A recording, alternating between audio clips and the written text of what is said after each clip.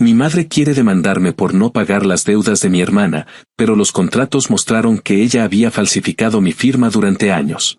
Nunca pensé que terminaría escribiendo algo así, pero llevo semanas con esta mierda atorada en la garganta y necesito sacarlo de una vez. Siempre supe que mi familia era complicada, pero jamás imaginé que algún día estaría revisando contratos bancarios con mi nombre falsificado como si yo fuera un personaje secundario en un desastre que no pedí. Crecí en Texas, en una casa donde mi madre trataba a mi hermana menor como si fuera una especie de joya frágil y especial. A mí me tocó ser el que resolvía todo, el que trabajaba desde adolescente, el que pagaba cosas de la casa cuando faltaba dinero, mientras mi hermana podía arruinar un teléfono, chocar un carro o endeudarse por cosas estúpidas sin que nadie le dijera absolutamente nada. Yo pensaba que con los años ambos encontraríamos nuestro camino y que mi madre aprendería a dejar de verme como su seguro de emergencia, pero evidentemente soy un pendejo por creer eso. El problema empezó a finales del año pasado, aunque técnicamente venía cocinándose desde mucho antes. Mi madre me llamó una noche, furiosa, diciéndome que mi hermana había acumulado otra serie de deudas y que yo tenía que hacerme responsable. Ella lo decía como si fuera lo más lógico del mundo, que porque soy el mayor, porque soy el que tiene trabajo estable, porque siempre he sido el que resuelve. Le respondí que no pensaba pagar un centavo y que ya era suficiente.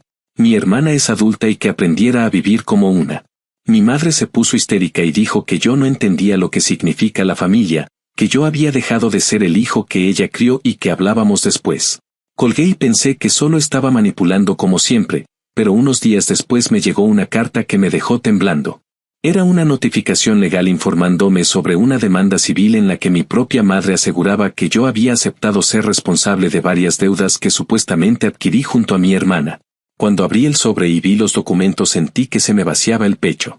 Ahí estaba mi nombre en varios contratos de tarjetas de crédito, préstamos y planes de celular que jamás en mi puta vida había firmado. En todos aparecía una firma que se supone que era mía, pero era tan obvia la falsificación que me dio una mezcla de risa nerviosa y ganas de vomitar. Lo peor no era la deuda ni la acusación, sino el hecho de que alguien había estado usando mi identidad durante años y yo nunca me enteré. Fui con un abogado conocido de un amigo, más por pánico que por otra cosa. Le llevé los papeles y apenas los vio dijo que eso no lo había firmado la misma persona ni de broma. Me preguntó si había perdido documentos personales o si alguien cercano podía haber tenido acceso a mis datos. Le dije la verdad, que en mi casa siempre hubo papeles personales tirados por ahí, que mi madre tenía copias de mis documentos desde que era adolescente y que mi hermana creció viendo cómo yo hacía todos los trámites. Me dijo que eso encajaba demasiado bien y que era muy probable que alguien en mi propia familia hubiera falsificado las firmas. Yo ya lo sabía, pero escucharlo de alguien más me dolió más de lo que esperaba. Después de eso revisé con más calma los contratos. Había cosas que solo mi mamá podía saber, como mi dirección antigua, un correo que dejé de usar hace años, incluso errores específicos que ella siempre cometía al escribir mi segundo nombre. Fue como ver mis peores sospechas convertidas en evidencia. La confronté por teléfono y fue una conversación que me dejó con los nervios destrozados durante días. Le dije que sabía que las firmas eran falsas y que era imposible que ella no estuviera metida en eso. En vez de negarlo con calma o intentar explicarse, se volvió loca. Me dijo que lo hacía para ayudar a mi hermana, que yo siempre he sido el fuerte, que ella necesitaba apoyo y que, palabras textuales, las madres hacen lo que tienen que hacer aunque los hijos no entiendan. Le respondí que eso no era apoyo, era un delito, y que yo no iba a cargar con esos problemas porque ellas no supieron controlarse. Me llamó traidor, egoísta, basura, y terminó diciendo que si yo hubiera sido un buen hijo no estaría pasando nada de esto. Colgué con la sensación de que algo dentro de mí se había roto. Yo siempre traté de ser el que mantenía a la familia unida, el que hacía lo correcto, pero en ese momento entendí que nadie en esa casa me veía como un ser humano. Para ella solo era una herramienta. Mi abogado me dijo que preparara todo, que respondiera legalmente y que dejara que el proceso siguiera. Fue la primera vez en mi vida que me puse por encima de lo que mi madre quería. Y aunque sentí una mezcla de culpa y alivio, también supe que esto ya no tenía vuelta atrás. Mi propia familia había decidido hundirme para salvarse y ahora me tocaba decidir hasta dónde estaba dispuesto a llegar para recuperar mi vida. Actualización 1. Había pasado más o menos una semana desde que llevé los documentos al abogado cuando empecé a sentir que la situación dejaba de ser un conflicto familiar y se convertía en un problema que ya se movía solo. Como una avalancha que había empezado con un ligero empujón y ahora bajaba a toda velocidad sin que yo pudiera detenerla aunque quisiera.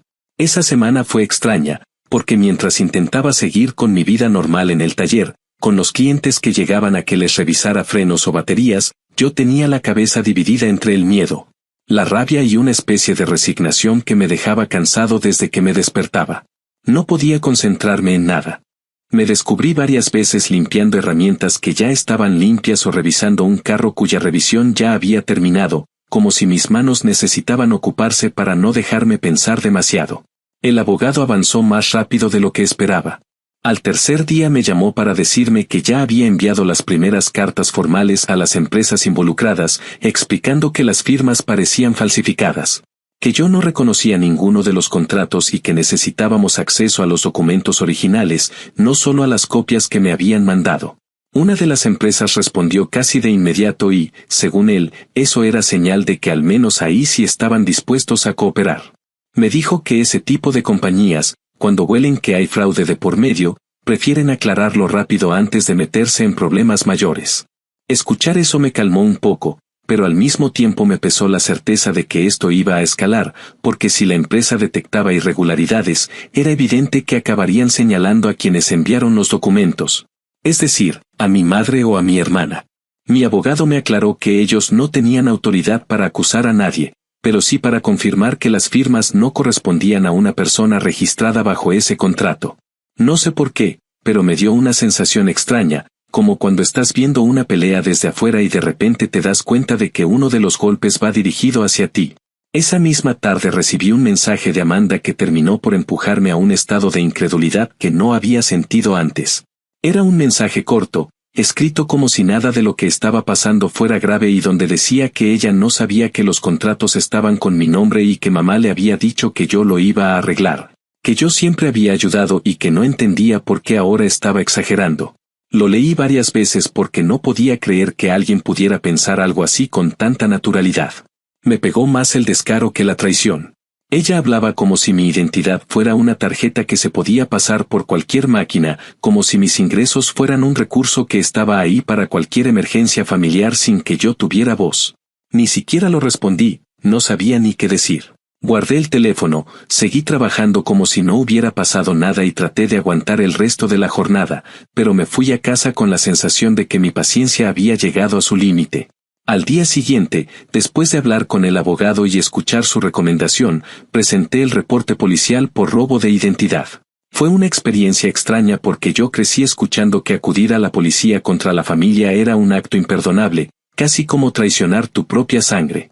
Pero mientras le explicaba al oficial lo que había pasado, me di cuenta de que no estaba exagerando ni inventando nada. Los hechos hablaban solos. Él tomó mi declaración con seriedad, me preguntó detalles, revisó las copias que llevé y me dijo que lamentablemente era un caso más común de lo que la gente imaginaba, especialmente cuando alguien dentro de la misma familia tiene acceso fácil a documentos personales. No me juzgó, no me miró raro, simplemente actuó como alguien que ve estas cosas a diario y eso, en cierta forma, me liberó un poco del peso emocional de sentirme como el malo por no querer cargar con problemas que no eran míos. Cuando mi madre recibió el aviso de que existía un reporte policial relacionado con los contratos, su reacción fue tan violenta que por un momento pensé en bloquear su número. Me llamó gritando desde el primer segundo, diciendo que como me atrevía a meter a la policía en asuntos de familia, que ella solo había tratado de ayudar a mi hermana y que yo la estaba tratando como una criminal. En ningún momento negó haber estado involucrada, lo cual me confirmó lo que ya sabía pero me dolió más de lo que quería admitir. Me soltó una serie de insultos y frases manipuladoras que había escuchado toda mi vida, esa mezcla de victimismo y agresión que usaba cuando quería controlar la situación. Dijo que si yo hubiera sido un buen hijo no tendría que recurrir a estas cosas, que ella había dado todo por mí y que así le pagaba, haciéndola ver como una delincuente. Yo traté de mantener la calma, pero cuando empezó a decir que yo tenía la obligación moral de arreglar todo porque mi hermana no podía con esas cargas, sentí que finalmente algo dentro de mí se apagaba. Le dije que no pensaba seguir discutiendo y que cualquier cosa legal la veríamos por los canales correspondientes. No alcancé a terminar la frase cuando me interrumpió diciendo que era un desalmado y que esperaba que algún día mis propios hijos me hicieran lo mismo para que entendiera lo que se siente. Colgó antes de que yo respondiera y me quedé mirando la pantalla del teléfono como si no terminara de asimilar que esa mujer era la misma persona que decía quererme. Esa noche tomé una decisión que nunca había tomado en mi vida: cortar contacto. No respondí mensajes, no atendí llamadas y pedí a mi abogado que todo se manejara estrictamente por escrito. No lo hice como castigo, sino porque sentía que cualquier conversación con ella solo iba a desgastarme más y yo necesitaba mantener la cabeza fría para enfrentar lo que venía. Había pasado demasiado tiempo sintiéndome responsable por la estabilidad emocional de mi familia, creyendo que su bienestar dependía de mis decisiones, y por primera vez entendí que no podía seguir cargando con ese peso. Durante los días siguientes la situación se volvió aún más tensa. La empresa principal que manejaba la deuda confirmó oficialmente que las firmas no coincidían con mis documentos legales y que estaban dispuestos a revisar todo desde cero. El abogado me dijo que eso era una muy buena señal, que a partir de ese punto la responsabilidad comenzaría a desplazarse hacia quien hubiera enviado la documentación original. Escuchar eso me tranquilizó y me asustó a la vez, porque aunque yo ya había aceptado que tenía que defenderme, no era fácil pensar que todo este proceso podía terminar en consecuencias legales para mi madre y mi hermana. Sentía que me encontraba en una posición extraña, como si estuviera viendo un incendio que yo no había provocado pero que aún así me estaba quemando. Para cuando terminó esa primera semana, ya había dejado de ver a mi familia como un vínculo que debía proteger a toda costa y empecé a verlos como personas que habían tomado decisiones terribles sin importarle cómo me afectarían a mí. La sensación era amarga, pero también liberadora. Ya no me tocaba a mí cargar con sus errores. Ahora solo quedaba esperar a ver hacia dónde se inclinaba todo este proceso, aunque una parte de mí ya sabía que nada iba a volver a ser como antes. Actualización 2. Habían pasado alrededor de 2 meses desde aquel primer estallido legal cuando empecé a notar que el caso ya no era solo un problema administrativo entre yo y las empresas de cobranza, sino que se había convertido en algo que ahora involucraba al Estado de manera formal. Durante ese tiempo, mientras todo avanzaba, intenté mantenerme enfocado en el trabajo y en recuperar una especie de rutina que me permitiera sentir que mi vida seguía su curso. Pero era imposible evitar que cada llamada desconocida, cada correo o cada carta que encontraba en el buzón me produjera una descarga de ansiedad. No era miedo a que me acusaran de algo, porque mi abogado me había dejado claro que mi posición estaba protegida, sino la inquietud constante de saber que cada avance significaba que mi madre y mi hermana se hundían un poco más en un hoyo que ellas mismas cavaron. Yo no lo había provocado, pero tampoco podía detenerlo sin sacrificar mi propio bienestar, y esa idea me acompañaba como una sombra mientras los días pasaban. El fiscal del condado tomó oficialmente el caso después de que las empresas confirmaron la falsificación de las firmas. La notificación llegó por correo, junto con una copia del reporte policial actualizado. Mi abogado me explicó que cuando se detecta un patrón prolongado de fraude, especialmente si involucra identidades de familiares, el Estado suele intervenir porque no es solo una disputa privada, sino un potencial delito que afecta a instituciones financieras. Eso significaba que ahora se abriría una investigación más amplia, no solo sobre los contratos que yo conocía, sino sobre cualquier otro documento que pudiera haber sido firmado en mi nombre sin mi consentimiento. Recuerdo que cuando escuché eso me quedé en silencio, procesando la idea de que quizá había más cosas que desconocía. No quería imaginarme que mi nombre hubiera sido usado de 1000 formas, pero la posibilidad estaba ahí y no tenía caso negarla. Las primeras semanas después de esa notificación fueron tensas porque, al parecer, mi madre y mi hermana recibieron avisos similares. Mi hermana reaccionó de la manera más predecible, culpándome por absolutamente todo. Un día, mientras revisaba unas piezas en el taller, vi que tenía varios mensajes suyos. Los abrí por costumbre y me encontré con un párrafo largo donde decía que yo había destruido la familia, que ahora la estaban investigando en su trabajo, que la mirada que le dieron en recursos humanos había sido humillante y que todo esto era culpa mía por no ser flexible como siempre. Me dijo que si yo hubiera dicho que firmé voluntariamente, nada de esto estaría pasando. Esa frase fue la que me rompió la poca paciencia que me quedaba. Era impresionante ver su nivel de desconexión con la realidad, como si yo fuera el único responsable de un incendio que ellas mismas encendieron. No le respondí porque ya había aprendido que cualquier intento de razonar era inútil. Mi madre, por otro lado, Empezó con un cambio de actitud que yo interpreté como pánico disfrazado de arrepentimiento forzado. Después de semanas sin comunicarnos, me mandó un mensaje donde decía que necesitábamos hablar, que las cosas se estaban saliendo de control y que ella nunca quiso que esto llegara tan lejos. Decía que necesitaba explicarme y que yo la estaba castigando sin escucharla. Más allá de su tono lastimero, lo que más me molestaba era que intentaba presentarse como una víctima de circunstancias que, según ella, se desbordaron sin que se diera cuenta. Yo sabía perfectamente que eso no era cierto. Firmar documentos durante años no es un accidente. No se hace sin darse cuenta. Y sobre todo, no se hace pensando en el bienestar de otra persona, sino en la conveniencia propia. Decidí no responderle tampoco porque cada mensaje suyo abría una puerta emocional que yo ya no estaba dispuesto a atravesar. El simple hecho de leer sus palabras me hacía retroceder a esa versión de mí que siempre cedía, que siempre decía que sí por evitar discusiones y no quería volver a ser esa persona. Durante ese tiempo, las consecuencias prácticas empezaron a manifestarse en la vida de ellas. Mi hermana perdió su empleo poco después. Me enteré porque un conocido en común comentó que la habían llamado para un proceso interno y que, al revisar ciertos antecedentes financieros, detectaron irregularidades que requerían investigación. Aunque no podían despedirla por eso directamente, sí podían suspenderla mientras se aclaraba la situación. Y en trabajos donde la reputación personal importa, una suspensión casi siempre termina siendo una sentencia. Me hubiera gustado decir que sentí compasión, pero la verdad es que lo único que sentí fue un cansancio profundo. Yo no la metí en ese problema. Ella se colocó ahí sola. Y aunque suene frío, era apenas lógico que sus actos empezaran a alcanzarla. Por mi parte, uno de los momentos más liberadores fue cuando recibí una carta oficial donde se confirmaba, de manera definitiva, que mi historial de crédito había sido limpiado y que el Estado me reconocía como víctima de robo de identidad. Era el cierre de una preocupación que me había estado pesando desde que todo empezó. Durante años había tenido pequeñas señales que había ignorado, como cartas de bancos que no recordaba haber contactado, o notificaciones de movimientos sospechosos que atribuía a errores administrativos. Ahora entendía que todo estaba conectado y que mi madre había ido más lejos de lo que me atrevía a imaginar. Tener ese documento en mis manos fue como recuperar una parte de mí que había estado comprometida por tanto tiempo sin que yo lo supiera. Lo guardé en una carpeta especial porque representaba no solo un alivio legal, sino un cierre emocional importante. Mientras todo eso ocurría, mi relación con mi familia se volvió prácticamente inexistente. Mi madre intentó varias veces llamarme, pero ya no respondía. Mi hermana también dejó mensajes llenos de reproches, acusándome de no entender lo difícil que era todo esto para ella. Yo seguía firme en mi decisión de mantener distancia. No porque quisiera castigarlas, sino porque entendí que la única forma de protegerme era rompiendo ese hábito que tenían de arrastrarme a resolver los problemas que generaban.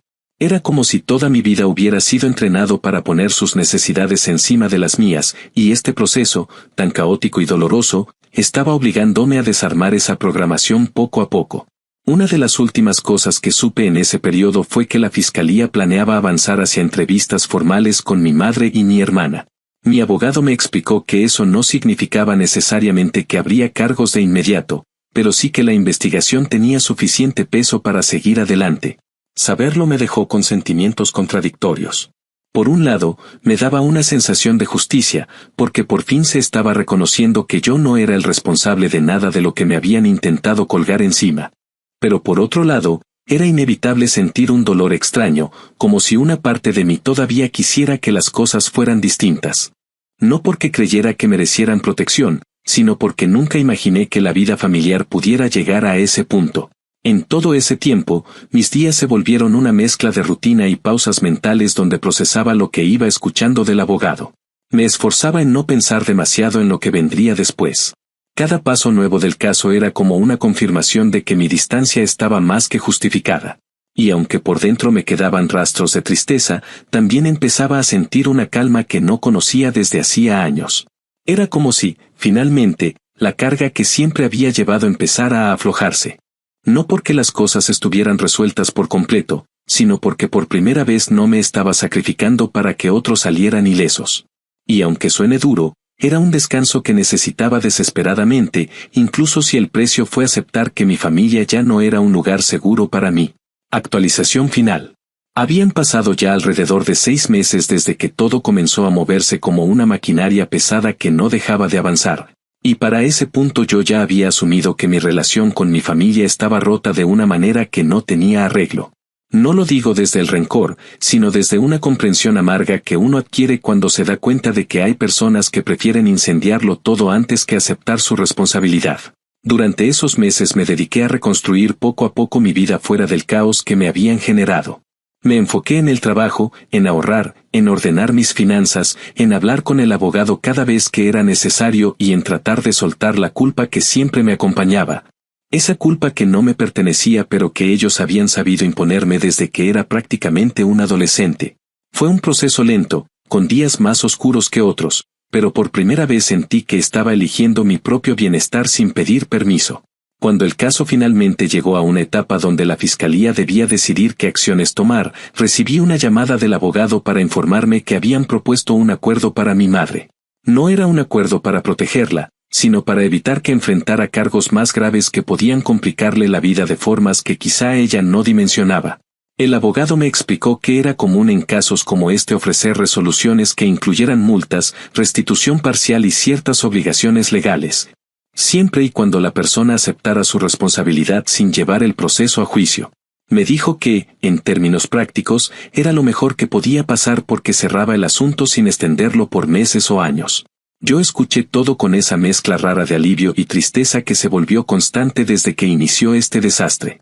Saber que mi madre había aceptado el acuerdo confirmaba dos cosas: que sí había sido responsable y que prefería asumir las consecuencias antes que enfrentar un juicio donde todo saliera públicamente. Era la primera vez desde que esto empezó que sentí una especie de cierre real, aunque también me dolió imaginarla firmando papeles donde reconocía haber usado mi identidad sin permiso. Por mucho que quisiera convencerme de que ya no me afectaba, la verdad es que pegar sí pegó. En cuanto a mi hermana, su situación tomó un rumbo distinto. Ella no recibió un acuerdo tan favorable porque su participación había sido más directa y, aunque la fiscalía no buscaba arruinarle la vida, sí necesitaba dejar constancia de su responsabilidad. Eventualmente le dieron cargos menores que incluían servicio comunitario y la obligación de cubrir una parte de la deuda que había intentado cargarme. Su abogado trató de argumentar que ella había actuado bajo la influencia de mi madre, pero eso solo le sirvió para evitar un castigo mayor, no para librarse. Cuando me enteré de su resolución, lo que sentí no fue alegría ni satisfacción. Fue una especie de agotamiento final, como si mi cuerpo ya no tuviera espacio para ninguna emoción más. Ella sabía perfectamente lo que hacía, y aunque mi madre la alentara o la protegiera, mi hermana tomó sus decisiones con plena conciencia de que no era ella quien iba a enfrentar las consecuencias. Finalmente, fue ella quien terminó atrapada en el tipo de responsabilidad que toda su vida había esquivado. Y aunque suene duro, entender eso me dio un tipo de paz que no esperaba. Por otro lado, la demanda absurda que mi madre había interpuesto contra mí al principio fue descartada sin ningún esfuerzo adicional. El juez la desestimó por falta de sustento, inconsistencias en los documentos y la confirmación de que las firmas eran falsas. Recuerdo cuando el abogado me llamó para contármelo. Lo dijo con un tono profesional, pero se le notaba cierta satisfacción porque desde el primer día había dicho que esa demanda era una jugada tan torpe como inútil. Yo colgué la llamada y me senté un momento en silencio, dejando que el peso de ese cierre se asentara en mí. Era la última pieza que quedaba pendiente, el último intento que ellas habían hecho por responsabilizarme de algo que no era mío. Saber que esa amenaza estaba oficialmente muerta fue el primer respiro profundo que pude dar en meses. De ahí en adelante, la distancia con mi familia dejó de sentirse como una decisión temporal y pasó a ser una separación definitiva. Dejé de mirar el teléfono esperando algún mensaje, dejé de sentir esa obligación interna de revisar si ellas estaban bien y dejé de justificar su comportamiento con explicaciones que solo buscaban suavizar lo imperdonable. Con el paso del tiempo entendí que una cosa es sentir afecto por la familia y otra muy distinta es permitir que te destruyan emocionalmente bajo la excusa de los lazos de sangre. La gente puede repetir toda la vida que la familia es sagrada, que hay que mantenerse unidos, que los lazos no se rompen, pero nadie habla de lo que pasa cuando la familia es precisamente la fuente de la traición más profunda. Nadie te prepara para tener que defenderte legalmente de tu propia madre o para aceptar que tu hermana estaría dispuesta a verte arruinado con tal de evitar un regaño o una consecuencia. Con el caso prácticamente cerrado, me dediqué a reconstruir lo que quedaba de mí. A veces me sorprendía pensando que esto tal vez me había salvado de seguir atrapado en una dinámica que nunca me habría permitido tener una vida plena. Era como si la vida me hubiera obligado a ver algo que yo me negaba a aceptar. Hubo noches en las que revisé mentalmente cada conversación que había tenido con mi madre en mi adolescencia y adulta joven, y entendí que su comportamiento no había surgido de la nada, sino que siempre había estado ahí, disfrazado de sacrificio y preocupación. Lo mismo pasaba con mi hermana, que creció creyendo que yo era responsable de cargar con todo lo que ella no quería enfrentar. Todo ese patrón se había normalizado tanto que, durante años, yo había aceptado ese papel sin cuestionarlo. El cierre del caso también implicó enfrentar una realidad que yo había evitado durante mucho tiempo: la familia no siempre es un lugar seguro. A veces es solo un grupo de personas con quienes compartes un apellido, pero no valores, no respeto y mucho menos cariño real. Y una de las cosas más liberadoras que aprendí es que puedes querer a alguien y aún así decidir alejarte, porque ese amor no significa que debas permitir que te lastimen. Después de todo lo vivido, la distancia no se siente como una pérdida, sino como una recuperación. Hoy, después de todo este proceso, puedo decir que la paz no vino de que se resolviera el caso legal, sino de aceptar que la única persona que iba a cuidar mi bienestar era yo mismo. Dejé de aferrarme a la idea de una familia que solo existía en mi cabeza y empecé a construir una vida donde ya no estoy obligado a cargar con las decisiones irresponsables de otros. Sigo sin hablar con ellas y no tengo intención de retomar ese contacto. No porque guarde rencor, sino porque entendí que hay batallas que se ganan simplemente alejándose. Y aunque el precio fue alto, por primera vez en mucho tiempo siento que tengo el control de mi vida, sin cadenas emocionales que me aten a una lealtad que nunca fue recíproca.